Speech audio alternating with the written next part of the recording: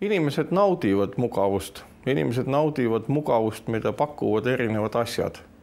Ka autod on asjad, mis pakuvad mugavust. Ka autod on asjad, millega inimesed mitte ainult ei saa mugavust, vaid kahjuks elavad välja ka oma edevust, üleolekut teistest inimestest.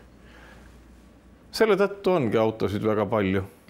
Kui iga autojuhi käest eraldi küsida, kas ta tahab kahjustada loodust, siis vastab ta loomulikult ei.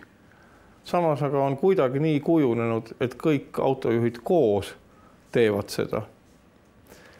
Autod ei ole pahad mitte selle tõttu, et need on autod, vaid autod on pahad looduse jaoks selle tõttu, et nad kasutavad kütuseid. Selle tõttu, et need autod on liiga rasked. Selle tõttu, et need autod on tehtud liiga kiireteks. See kõik kulutab energiat. Täna me usume ja teame, et on olemas ka teistsuguseid autosid, mida võib-olla on autodeks raske nimetada. Ütleme, et liikumisvahendeid, mis on kergemad, mis kasutavad teistsuguseid kütuseid, elektrit näiteks, ja on selle tõttu loodusele ohutumad.